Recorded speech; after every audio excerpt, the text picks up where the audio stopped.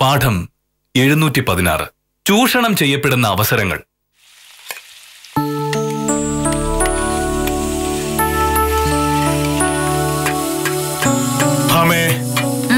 മണി 9:30 കഴിഞ്ഞു. എനിക്ക് ആഫീസിൽ പോകണം. മോഹനേട്ടൻ പൊക്കോ. എനിക്ക് കൊണ്ടുപോകാനുള്ള ചോറ്റുപാത്രം ഇതുവരെ കിട്ടിയില്ല.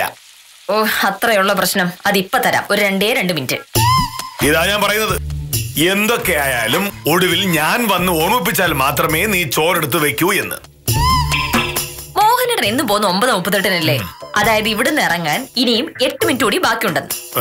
ചോറ്റുപാത്രം റെഡിയാക്കാൻ ഞാൻ ചോദിച്ചത് 2 മിനിറ്റ്. അതായത് മോഹനേട്ടൻ പോകാൻ ഇറങ്ങുന്നതിന് കൃത്യം 6 മിനിറ്റ് മുന്നേ എന്റെ ജോലി എല്ലാം തീർന്നിരിക്കും. അതുപോരെ? എന്ത് പറ്റി? വില്ലേജ് ഓഫീസർ ഇങ്ങോട്ട് പറയുന്ന പോലെ സമയത്തിന് കണക്ക് അങ്ങോട്ട് പറഞ്ഞപ്പോ ഉത്തരം മുട്ടിപ്പോയോ? ഉത്തരം മുട്ടിയൊന്നുമല്ല. പക്ഷേ രാവിലെ നിന്നെ മര്യാദ പഠിപ്പിക്കാൻ സമയമില്ലാത്തത് കൊണ്ട് മാത്രം ഞാനിത് വിടുക. അല്ലെങ്കിൽ എന്നെ ഇപ്പൊ അങ്ങ് മര്യാദ പഠിപ്പിച്ചേനെ. എന്റെ മോഹനേട്ടാ, നമ്മുടെ നാട്ടിലെ ആണുങ്ങൾക്കേ, വിശേഷിച്ചും സർക്കാർ ഉദ്യോഗസ്ഥന്മാർക്ക് ഒരു ധാരണയുണ്ട്. അവരുടെ ജോലി മറ്റുള്ളവരെ മര്യാദ പഠിപ്പിക്കലാണ് എന്ന്. എസ്.ഐ. വിക്രമൻ സാറും മിനിങ്ങാന്ന് സ്ഥലം മാറിപ്പോയതിന് പിന്നാലെ പുതിയൊരു എസ്.ഐ. ചാർജ് എടുത്തു, ഗോവിന്ദന്റെ കുട്ടി. പുള്ളിക്കാരന്റെ ജോലി ഇതൊക്കെ തന്നെയാണ്. ഇന്നലെ വന്ന് ചാർജ് എടുത്തതേ ഉള്ളൂ. ഒറ്റ ദിവസം കൊണ്ട് തന്നെ 4-5 പേരെ കൈവച്ചു എന്നാണ് കേട്ടത്. ഇന്നലെ ഗുമസ്തൻ മന്തായി ചേട്ടന്റെ മോൻ ബൈക്കിൽ വരുമ്പോ തടഞ്ഞു നിർത്തി വിരട്ടിന്ന്. ഹെൽമെറ്റ് ഇല്ലാതെ വന്ന വിവരം അറിയുന്നു പറഞ്ഞെന്നാണ് ബെന്നി പറഞ്ഞത്.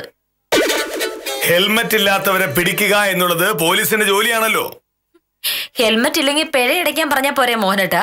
അല്ലാതെ മാന്യന്മാരായ പൗരന്മാരെ ഭീഷണിപ്പെടുത്തുകയും കൈവയ്ക്കുകയും ചെയ്യേണ്ട കാര്യമുണ്ടോ?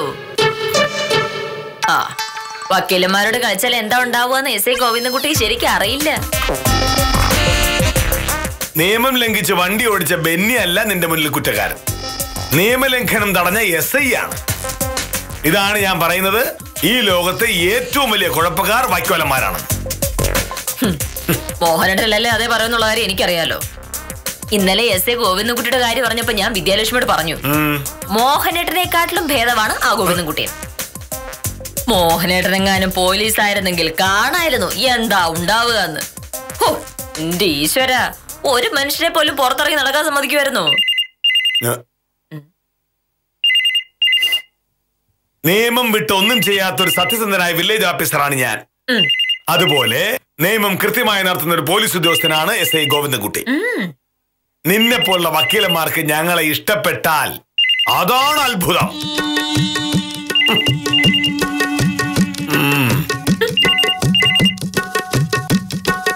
ഈ നൂറ്റാണ്ടിൽ ഈ വില്ലേജ് ഓഫീസിൽ നിന്ന് പങ്കജാക്ഷന്റെ സർട്ടിഫിക്കറ്റ് കിട്ടിയതന്നെ. സാറേ, മേലിൽ ഈ ആവശ്യം പറഞ്ഞ് വില്ലേജ് ഓഫീസിന്റെ പടി ചവിട്ടിയ പങ്കജാക്ഷന്റെ കാര്യം എന്തെങ്കിലും ഒടിച്ചറയും.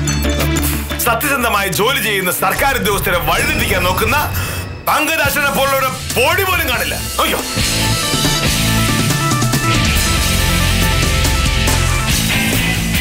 ഇതാണോ മോഹനേട്ടൻ ദേഷ്യപ്പെട്ടതേ ഉള്ളൂ എന്ന് പറഞ്ഞത്? ഞാൻ വെറുതെ ഒന്ന് ദേഷ്യപ്പെട്ടല്ലേ ഉള്ളൂ. അല്ലല്ലോ, മേലിൽ വില്ലേജ് ഓഫീസിനെ പടി ചവിട്ടിട്ടുണ്ടെങ്കിൽ കാല് തലോടിക്കുമെന്ന് പറഞ്ഞത് ഭീഷണിപ്പെടുത്തലാണ്. ഇനി ഒരിക്കലും പങ്കജാക്ഷന് ആ ഓഫീസിൽ നിന്നും ഒരു സർട്ടിഫിക്കറ്റും കൊടുക്കില്ല എന്ന് പറഞ്ഞത് ഔദ്യോഗിക കർത്തവ്യ നിർവഹണം നടത്താതിരിക്കണം. പിന്നെ അയാളുടെ പൊടി പോലും കാണില്ല എന്ന് പറഞ്ഞത് പച്ചയായ വധഭീഷണി. വധഭീഷണിയോ? എന്താ പറഞ്ഞ സംശയം? ഒരാളുടെ പൊടി പോലും കാണില്ല എന്ന് പറഞ്ഞിട്ടുണ്ടെങ്കിൽ അയാൾ ജീവിച്ചിരിക്കുന്നില്ല എന്നുള്ള കാര്യം ഉറപ്പല്ലേ? അതായത് മോഹനേട്ടൻ അയാളെ കൊല്ലും എന്ന് തന്നെയാണ് അർത്ഥം. മോഹനേട്ടൻ ആലോചിച്ചോ ഇല്ലയോ എന്നുള്ളതല്ലല്ലോ, പറഞ്ഞോ ഇല്ലയോ എന്നതാണ് പ്രശ്നം. വധഭീഷണി മുഴക്കിയതിന്റെ പേരിൽ ജാമ്യമില്ലാ വകുപ്പുകൾ പ്രകാരം മോഹനേട്ടനെ അറസ്റ്റ് ചെയ്യാനേ എസ്.ഐ. ഗോവിന്ദൻകുട്ടിക്ക് പറ്റും. വക്കീലൊന്ന് വിളിച്ചു പറഞ്ഞ പുഷ്കരനെ വിടും. ഞാൻ പുതിയ എസ്.ഐ. എനിക്ക് പരിചയമില്ല ഉത്തമ. പരിചയം ഉണ്ടെങ്കിലും ഇല്ലെങ്കിലും വക്കീലൊരു വക്കീലാണല്ലോ. വക്കീലെന്ന് പറഞ്ഞു കഴിഞ്ഞാൽ പോലീസുകാർക്കൊരു വിലയുണ്ടാവും. വില്ലേജ് ഓഫീസർ പറഞ്ഞാലോ? ഓഫീസർ പറഞ്ഞ ഭയങ്കര സംഭവമല്ലേ ഉത്തമ? സംഭവമൊക്കെ തന്നെ, പക്ഷെ വക്കീല് പറയുന്നതായിരിക്കും നല്ലത്.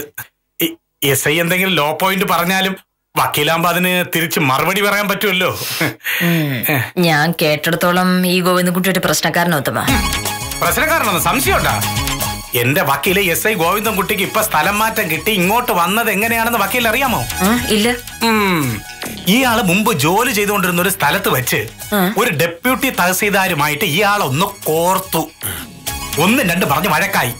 ഈ SI ഡെപ്യൂട്ടി തഹസീൽദാരുടെ കരണ കുറ്റി നോക്കി ഒരു ഒറ്റയാടി.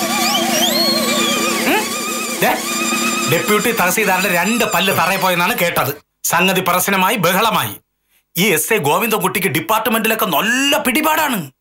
അതുകൊണ്ട് സംഭവം ഒരു സ്ഥലം മാറ്റത്തിൽ തീർന്നു. അപ്പൊ SI ഗോവിന്ദൻകുട്ടി ഈ നാട്ടിലും എന്തെങ്കിലുമൊക്കെ ഒപ്പിക്കുന്നുള്ള കാര്യം ഉറപ്പായി ഉത്തമ. ഇനി എന്തൊക്കെ കാണേണ്ടി വരുമോ?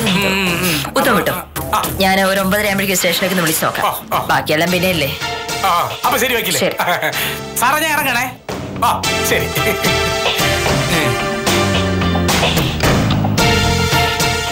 SI ഗോവിന്ദൻകുട്ടിനെ ആരെയെല്ലാം പിടിച്ച് ലോക്കപ്പിലിടുവോ എന്തോ. ഒരു ഡെപ്യൂട്ടി തഹസിൽദാരെ പട്ടാ പോലെ അടിച്ച് പല്ല് പൊഴിച്ച ആളല്ലേ കക്ഷി. അപ്പോ ഒരു വില്ലേജ് ഓഫീസർ എന്ന് പറഞ്ഞ അയാൾക്ക് പുല്ലായിരിക്കും.